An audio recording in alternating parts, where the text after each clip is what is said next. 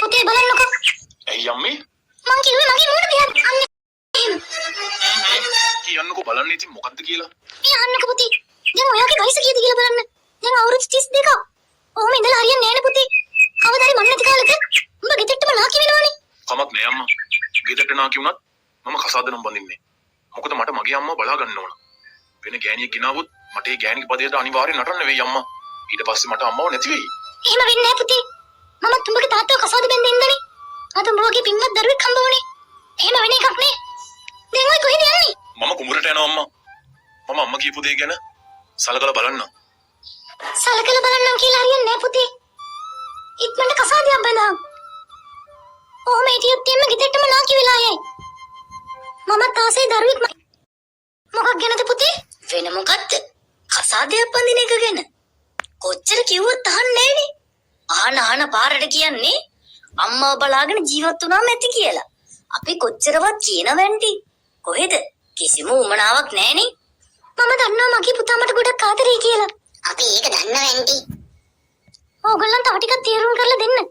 ඉක්මනට කසාදයක් බඳින්න කියලා. අපිට ඉතින් සල්ලි වලින් අඩුවක් නැහනේ. එයාට කියන්න. කවුරු වුණත් කමක් නැහැ. කසාද බඳින්න කැමති නම් එක්කන් ඉන්න කියලා. හරි එහෙනම් අපි කියන්නම්කෝ.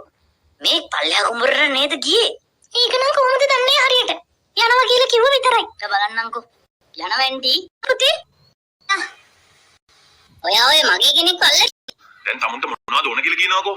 මගෙන් රුපියල් 5000ක් පොලියට අරන් තිනවා. අද වෙනතුරු සල්ලිත් නැහැ පොලියත් නැහැ.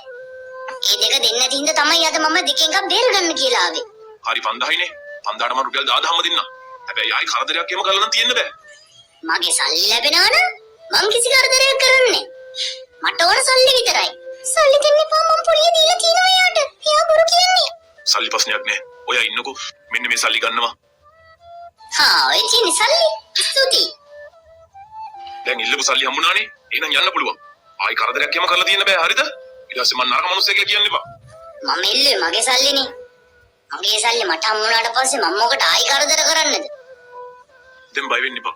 එයා ඔයාට ආයි කරදර කරන එකක් නෑ. අනේ ගොඩක් ස්තුතියි. මම ඔයාට ගොඩක් ණයගැති. මට මේ කරපු උදව්වට. දැන් කොහෙද යන්නේ?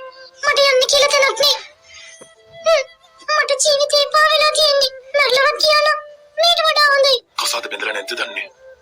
මේකද මගේ වාසනාව. ඔයාට ප්‍රශ්නයක් නැත්තම් අපේ ගෙදර යන්න පුළුවන්. මමයි අම්මයි විතරයි ඉන්නේ. මම තාම කසාද බැඳලත් නෑ. මම තාම කසාද බැඳලා නෑ තමයි. මගේ අම්මයි තාත්තයි දෙන්නම නැති වුණා. හරිද? තව ගෑනු කෙනෙකුත් වෙනවා. මොකද්ද මෙතන වෙන්නේ? අර ඉන්නේ මගේ අම්මා. එයා ගොඩක් ආසාවෙන් හිටි මං කසාද බඳිනවා බලන්න. අද මම ඔයාව කසාද බඳිනවා කියලා අම්මට කිව්වම අම්මා ගොඩක් සතුටු වෙයි. හරි එහෙනම් අපි යමුකෝ.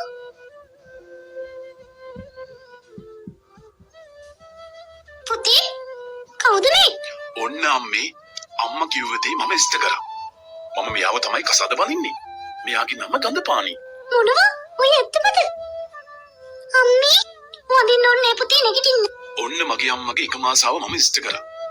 අනේ මට ගොඩක් සතුටුයි මගේ පුතේ. එන්න තුවේ ගෙට යන්න. හදින් පස්සේ මේ ගෙදර ඔයාගෙම පුතේ ඔය මම එන්නද තුල්ට? එන්න අම්මා. මම කාමරේ ඉන්නේ. පුතේ මට ඔයත් එක්ක ටිකක් කතා කරන්න තියෙනවා. මොකක්ද අම්මේ වෙලා තියෙන්නේ? ඇයි අම්මගේ මොන සවුත් වෙලා? අම්මට අසනීපයක්ද? මට ඇති අසනීපයක් නෑ පුතේ. මම මේ කියන්නේ කී ඔයා කසාද බැඳ ගෑණි. ගඳපාණි කෙනද? ඇයි අම්මා? එයාට දැන් කිසි උමනාවක් නෑ පුතේ. ගෙදර දොරේ වැඩක් කරන්නේ නේ.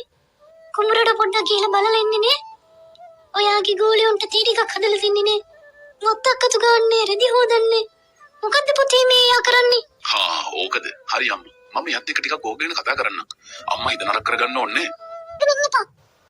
එයාට ඔයාගේ අම්මත් එක්ක ඉන්න පුළුවන්. ඕම නවතින්න ගඳපාණි. එහෙම නවතින්න. නෑ උනේ නෑ මම යනවා. මේ මොකද උනේ? මට මගේ අම්මව තෝරගන්නත් ඕන. මට මගේ භාර්යාව තෝරගන්නත් ඕන. මම මේ දෙකෙන් කවද මම තෝරගන්නේ? මට අම්මව තරින්නත් බෑ. මට මගේ බිරිඳවත් හරින්නත් බෑ. මම අම්මට කිව්වා මට කසාද බඳින්න ඕනේ නෑ කියලා. මොකද අම්මා මේ උනේ මට? මම ඔයා කියන මට ඔයාව යෝන. ඔය ඇත්තමද? ඔයාට මාව නම් ඕන? ඔයා මම කියන විදිහට වැඩ කරන්න ඕන. නැත්තම් මම ඔයාව දාලා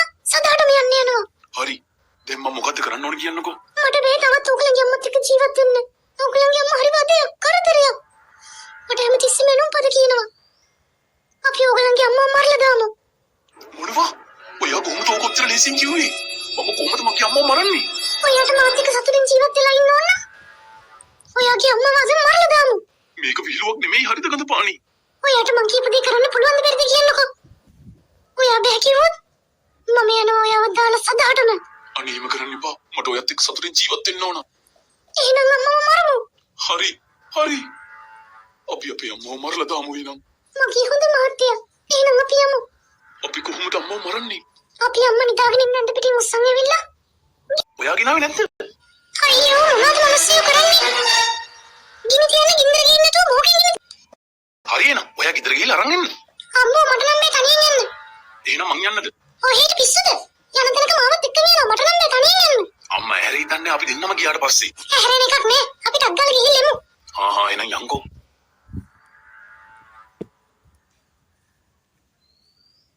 අම්මෝ ඇයි මෙච්චර සීතල? ගේ තුල නිදාගෙන මෙච්චර සීතල නම් එළිය කොච්චර සීතලද? මොනවා? අපේ වහල හුලඟටවත් ගිහිල්ලාද? අහසේ තරු පේන්නේ. හඳත් පේනවා. මෙතන මොකක් හරි සිද්ධ වෙනවා. මගේ ඇඳ පිටින්ම ගිනලා දාලා එළියට. මොකක්ද මෙතන වෙන්නේ? අනිවාර්යෙන්ම මේක අර ලීලිගේ මොකක් හරි ප්ලෑන් එකක් තමයි. මාව මේ මාරා එළියට දාලා තියෙන්නේ. ඇඳ පිටින්ම බලමුකෝ මොකද වෙන්නේ කියලා. අජනම් පට්ට මහන්සි. වැඩ කරලා ඇඟරත් කරගත්ත කියන්නේ කොහොමත් අමාරුයිනේ. ගෙදර යන්න ඕන. නිදිත් මතයි අප්පා. අඩි මං ගෙදරට ආවද? ඇඳ තියෙනවනේ මෙතන. මහන්සි වැඩි නිදා ගන්න ඕන.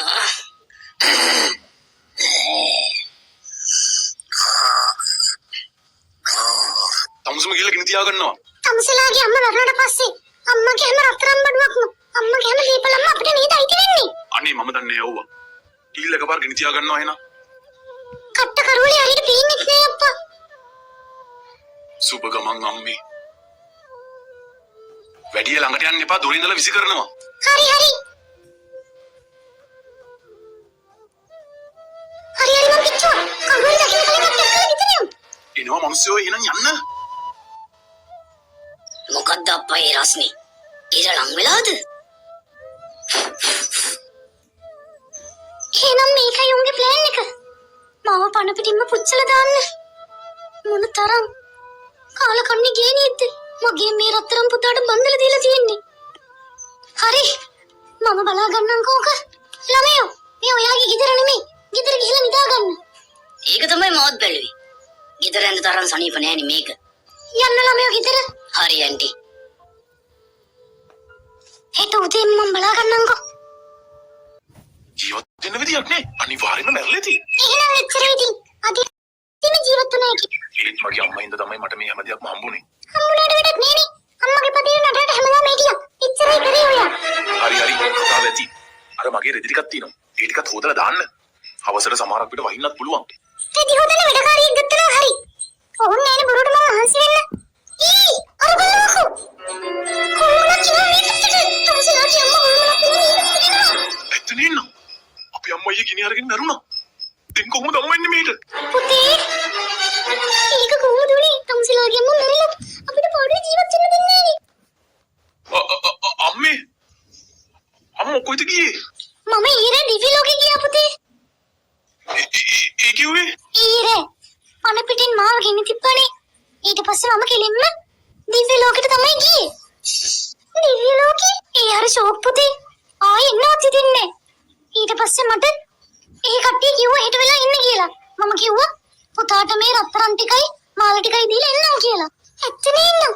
මෙච්චර රත්තරන්, චේන්, බ්‍රේස්ලට්, මොටු හැමදේම අම්මට දිව්‍ය ලෝකෙන් හම්බෙලා තියෙන්නේ. අනේ නෙන්ද අම්මා. අපි ඔයාව හැමතැනම මෙව්වා. මම හිතේ කොහේ වන්දනා ගමනක් ගිහිල්ලාද කියලා. නෑ පුතේ, ඊරේ මං දිව්‍ය ලෝකෙට ගියේ. ඊරේ මාව පණ පිටින් පුච්චපින්ද මං කෙලින්ම දිව්‍ය ලෝකෙ ගියේ. ඊරේ ගියා අද උදේ ආවා. එහි තව රත්තරන් මුතු මාල තියෙනවා තමයි. අපෝ ඕන තරම් තියෙනවා. මට කිව්වා අරන් යන්න කියලා. මුතු මැණික් ටික අරගෙන එන්නද? තමුසෙට පිස්සුද? ඒක කොහොමද කරන්නේ? දැන් ඕගලන්ගේ අම්මා ගිහිල්ලා ආවනම් ඒ විදිහට මටත් ගිහිල්ලා ආවකි. රැයට පණ පිටින් ගෙන තිබ්බම පහුවදා උදේට එන්න පුළුවන් බඩු ටික අරගෙන. විකාර කතා කරන්න එපා. පණ පිටින් පුච්චන්න. ඒකට ප්‍රශ්නයක් නෑ. පණ පිටින් පිච්චුවා කියලා මොකුත් වෙන්නේ නෑ. ඕගලන්ගේ අම්මා තාවේ.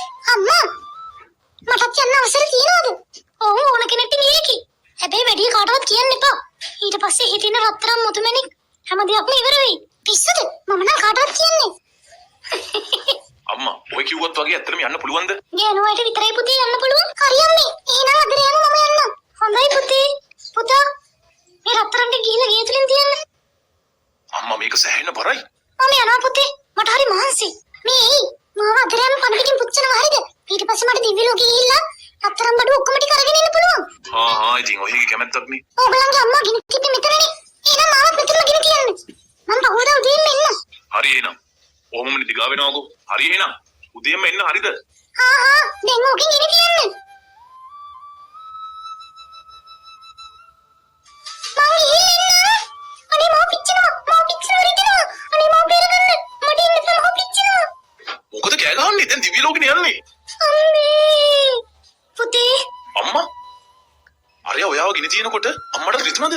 මං කියන දේ අපන් පුතේ.